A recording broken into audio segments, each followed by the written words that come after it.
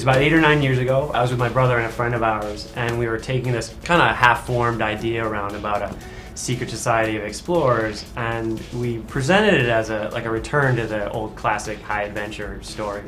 And we were lucky enough to get to put it in front of Kevin, because he was a fan of the same sort of old books that we love. And we both love the idea of these hidden places in the world and these secret histories, and the collaboration kind of took off from there. Jon was a driving force behind Explorers Guild. That was one of the real joys for me, was every few weeks to get more of Jon's words to illustrate. When I'm asked, about the balance of graphics and text, I always wanted to make the art not something just sort of ornamental or additional. I didn't want it on a separate track, like something that you could, if you wanted to, you could look at it, but you could kind of skip through it. I really felt like the story should go through the art, which meant panels of some kind. None of this was sort of game plan from the beginning. It really had to do with just that three-way interaction and how that evolved and finally cemented itself in a look.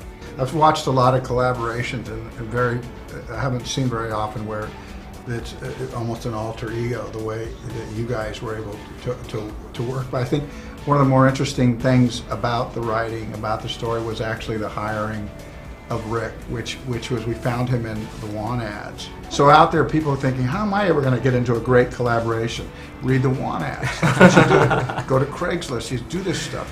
This is how you end up making a book. I think the work really will stand the test of time. It was always my hope that this book could take its place on the shelf next to the great classics that we grew up with.